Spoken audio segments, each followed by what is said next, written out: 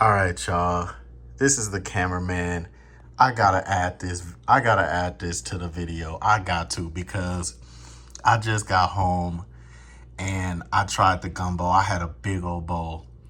And y'all, when I tell you guys that it was so good, I promise you, you gotta make this recipe. You gotta make this gumbo. This is the Louisiana gumbo by Grandma Gloria, and it's wow.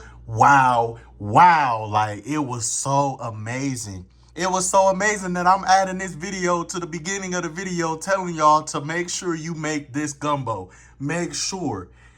This is the best recipe like that I've ever had that she done made. I'm not even lying. Y'all can really take my word from it. The cameraman, okay? Take my word for it. You definitely gonna wanna make this, okay? But stay tuned, watch the video to find out how she made it. Hello, this is Grandma Gloria coming to you with a very demanding recipe, gumbo. So what we're gonna start off with, I got this here. I did 4 stalks because I'm making enough for about 15 to 20 people. 4 stalks of celery. I did a 1/4 of yellow bell pepper, red bell pepper, and green bell pepper. A 1/2 an onion, and I did 4 of the green onions. And this is very important. You want to do 4 what they call cloves of garlic. So when it break apart, make sure you take off that top skin and dice it up. And a 1/2 a white onion. And also here's my white onions, here's my green onions, and here is my garlic. Now all of that is not garlic, it's some onions underneath that. So that's, and don't forget, I got 4 leaves of bay leaves in this mixture as well. And here's my bay leaves. My meats is going to be spicy. Meanwhile, I'm not putting any spicy sauces in it, but because my sauces are spicy. So the hot spicy sausages.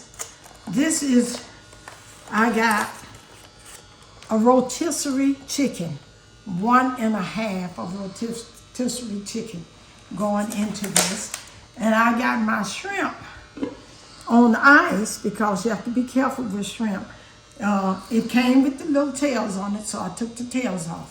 So you want to do that. So your meats, a rotisserie chicken, debone it, your hot sausages, your shrimp, and last but not least is your crab legs. Now they're already cooked because they're orange. So you don't have to let them stay in too long. And we are going to use some chicken broth.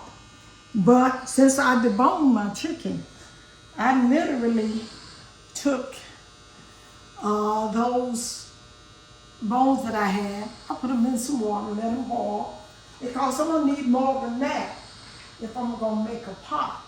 So when you debone your chicken, just don't throw it away. Take the skin and all of that. This is a lot of flavor in that. So we're gonna save that for later. But we're gonna come over here. We're gonna start making the roux.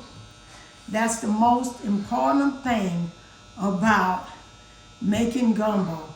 The roux have to be right. So we're gonna move to the other side of the kitchen. Roux starts with 1 cup, and I don't like to waste stuff. I don't have my spatula. 1 cup of oil and 1 cup of flour. 1 cup of flour. They have to match. A cup of oil, a cup of flour. Now, when you do this, please don't walk away and leave it cooking. Because once you burn it, you might as well start all over again. So I'm gonna make sure, and it's gonna take a while for this to get the consistency, the color that I want. But I want to first let you see. I got this on a high flame so it won't take so long. So you're going to constantly stir and stir until this get a caramel color. Once it get a caramel color, a little darker than that, because you want it a dark color. That's what's really make the gumbo, because if you put it in like this, it's just going to be white, light gumbo. But the secret of this is cooking this until it get a nice brown color. I mean a dark brown color. It won't be burnt. That's just the way gumbo brew is supposed to look like. Now we have the chocolate type roux. I'm going to add my vegetables. This is my bell pepper.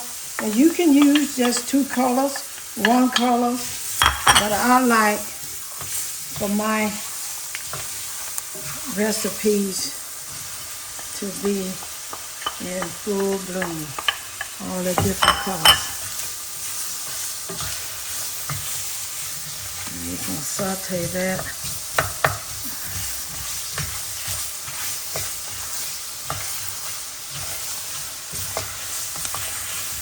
Once I saute this, let me lay it aside, and I'm going to kind of brown my sausage.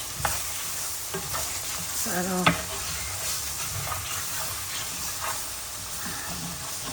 although the sausage is already cooked.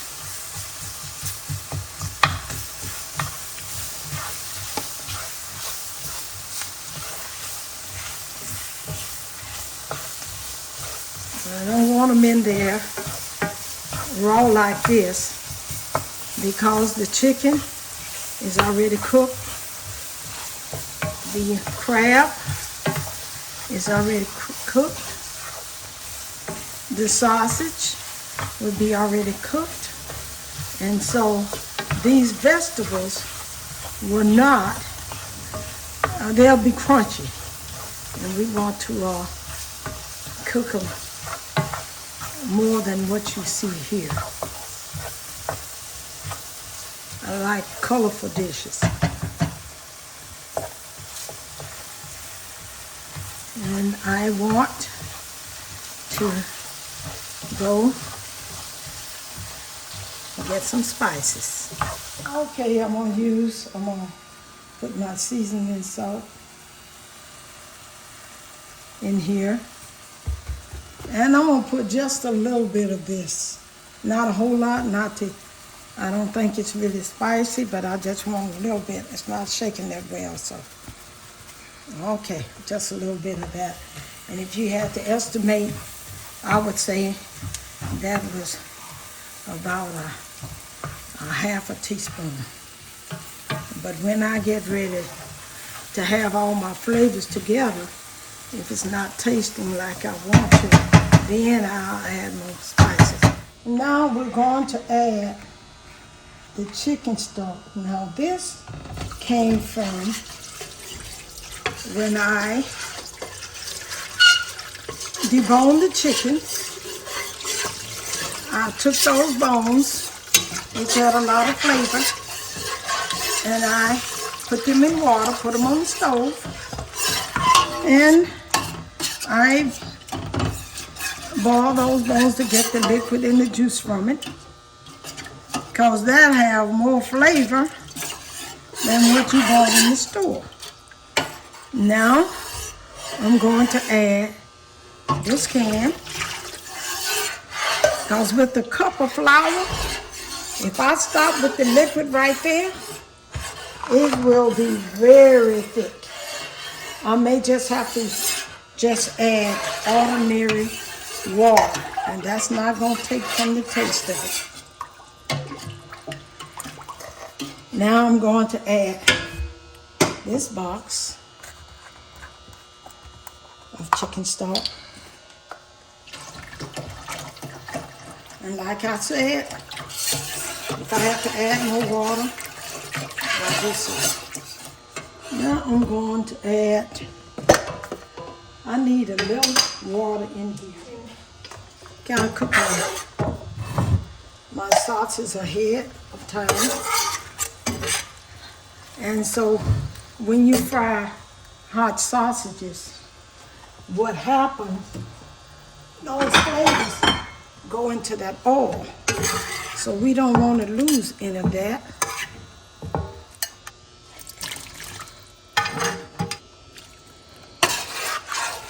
Put this in here.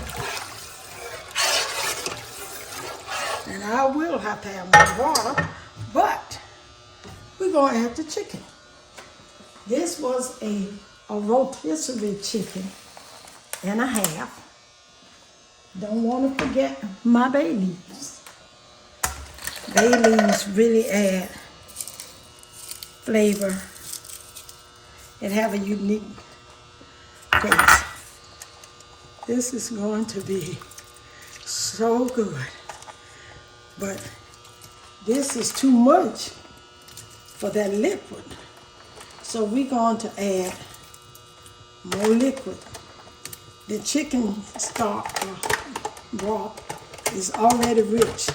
So to add more water is not going to hurt anything.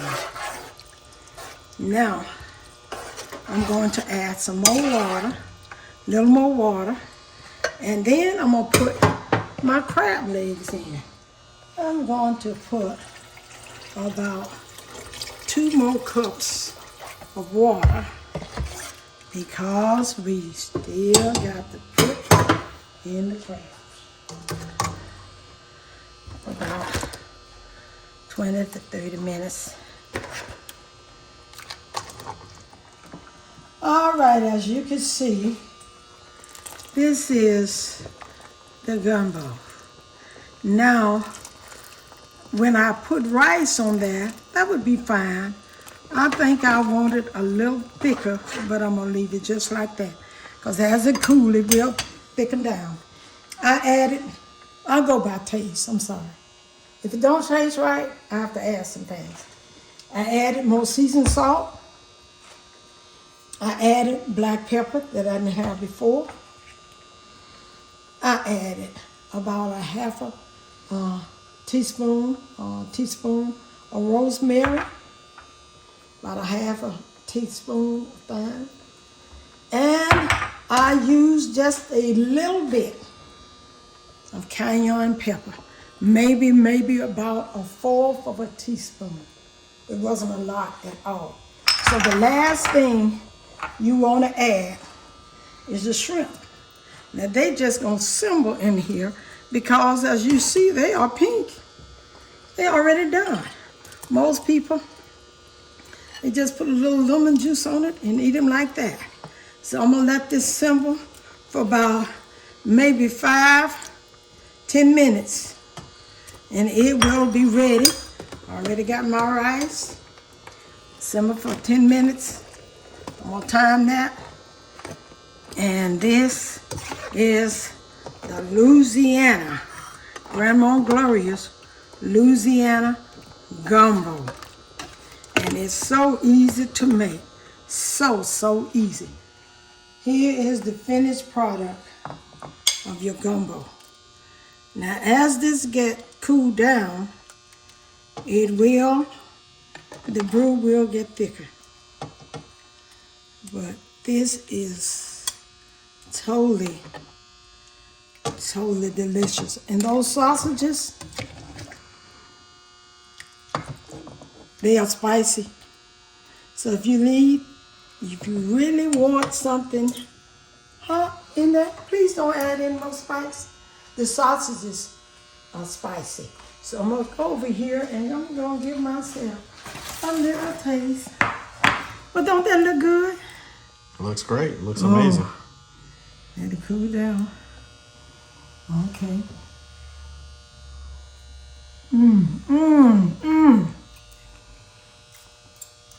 This is what you call gumbo.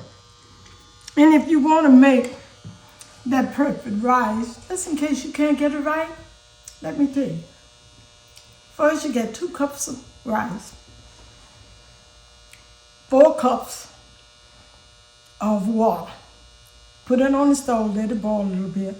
But before you put your rice in the water, you wash it. Not because it's dirty. You want to take some of that starch off. So when you're washing it, that water is going to be milky, sort of milky white. And when you cook your rice, it won't be gummy. So you can wash it or you don't have to wash it. But this is a lovely gumbo. It's easy to make. The hardest part of all is standing over the stove, cooking your roux to a chocolate type brown. That will take about 15 to 20 minutes, but don't walk away because it will burn on you and you don't want that. This is Grandma Gloria and I will see you next time. Enjoy.